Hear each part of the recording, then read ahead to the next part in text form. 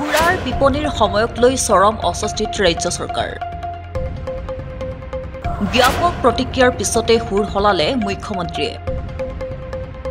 বাতিল হল দুপৰ নিশালৈকে সুৰাৰ বিপণী খোলা ৰখাৰ সিদ্ধান্ত। ডিব্ৰুগড়ত অনুষ্ঠিত হিমন্ত বিশ্ব শৰ্মাৰ কেবিনেট বৈঠকত বহুকেইটা গুৰুত্বপূৰ্ণ সিদ্ধান্ত গ্ৰহণ কৰা হৈছে।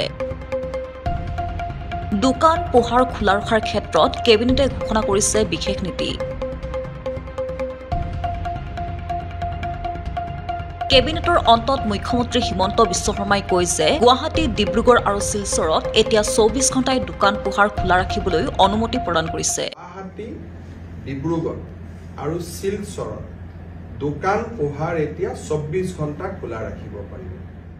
বাকী টাউনসমূহত নিশা 2 বজালৈ দোকান পোহাৰ খোলা ৰাখিব পাৰিব। টাউনসমূহতো ৰাতি 2টা বজা পৰ্যন্ত দোকান পোহাৰ খোলা ৰাখিব পাৰিব। গ্ৰামাঞ্চলত দোকান পোহাৰ নিশা 11 বজালৈ খোলা ৰাখিবলৈ অনুমতি দিয়া হৈছে। গ্ৰাম্যাঞ্চলত ৰাতি 11 বজালৈকে দোকান পোহাৰ খোলা ৰাখিব পাৰিব। ক্ষুদ্ৰ ব্যৱসায়ীসকলৰ উপাৰ্জন বৃদ্ধি কৰিবলৈ গ্ৰহণ কৰা হৈছে বুলিও উল্লেখ কৰিছে মুখ্যমন্ত্ৰীগৰাকীয়ে। যাতে আমাৰ ক্ষুদ্ৰ ব্যৱসায়ীসকলৰ উপাৰ্জন বৃদ্ধি হয়, তাৰ বাবে আমি এই ব্যৱস্থাটো গ্ৰহণ কৰিছোঁ। লগতে মুখ্যমন্ত্ৰীগৰাকীয়ে কয় যে দোকান পোহাৰ খোলাৰ সময় বৃদ্ধি কৰিলেও শ্ৰমিকক সপ্তাহত 48 ঘণ্টাতকৈ বেছি কাম কৰাব নোৱাৰিব। শ্ৰমিকক বছৰত সপ্তাহত 48 ঘণ্টাতকৈ বেছি কাম কৰাব নোৱাৰিব। এটা শিফটত 9 ঘণ্টাতকৈ বেছি কাম কৰাব নোৱাৰিব। একেটা ষ্ট্ৰেচত 9 ঘণ্টাতকৈ বেছি কাম কৰাব নোৱাৰিব। শ্ৰমিকসকলক কষ্ট দি যাতে এই কাম কৰিবলৈ দিয়া নহয়। তাৰমানে শ্ৰমিকসকলক কষ্টত দি পেলাই এইটো সুবিধা নহয়। ইপিনে সংবাদমেলত গুৱাহাটীত নিশা 2 বজালৈ সুৰাৰ বিপণী খোলাৰ লগতে ডিব্ৰুগড়, শিলচৰকে ধৰি অন্যান্য চহৰসমূহত নিশা 12 বজালৈ সুৰাৰ বিপণী খোলা থাকিব বুলি ঘোষণা কৰিছিল।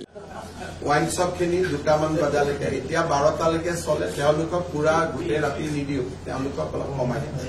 বাকী চহৰসমূহত সুৰাৰ বিপণী খোলা থকাৰ সময় বৃদ্ধি কৰা নহয় বুলিও মুখ্যমন্ত্ৰীগৰাকীয়ে সংবাদমেলত ব্যক্ত কৰে। ৱাইন শ্বপখিনি গোটেই ৰাতি দিলে অলপ বেয়া হ'ব, সেইকাৰণে সেইটো এতিয়া ৱাইন শ্বপখিনি 12টাত হয়, গুৱাহাটীত 2টালৈকে কৰি দিম, বাকী জেগাত 12টাই বাকী ডিব্ৰুগড়, শিলচৰ আদি ৱাইন শ্বপটো বঢ়াই নিদিম। কিন্তু ইয়াকে লৈ সামাজিক মাধ্যমত সৃষ্টি হোৱা ব্যাপক প্ৰতিক্ৰিয়াৰ পিছতে মুখ্যমন্ত্ৰীগৰাকীয়ে সুৰ সলনি কৰি সামাজিক মাধ্যমত পূৰ্বৰ দৰে নিশা 10 বজাতে সুৰাৰ বিপণী বন্ধ হ'ব বুলি ঘোষণা কৰে।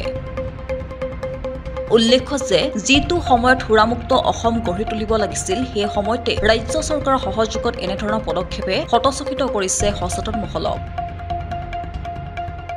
তীব্ৰ আৰ্থিক সংকটত ভোগা ৰাজ্য চৰকাৰৰ বাবে বিত্তীয় সংকট জোৰা মৰাৰ বাবে অতিৰিক্ত ৰাজহৰ সংগ্ৰহ কৰি ৰাজ্য চৰকাৰে গ্ৰহণ কৰিছে এটাৰ পাছত আন এটা পদক্ষেপ। নিউজ ডেস্ক ৰিপৰ্ট, PB সংবাদ।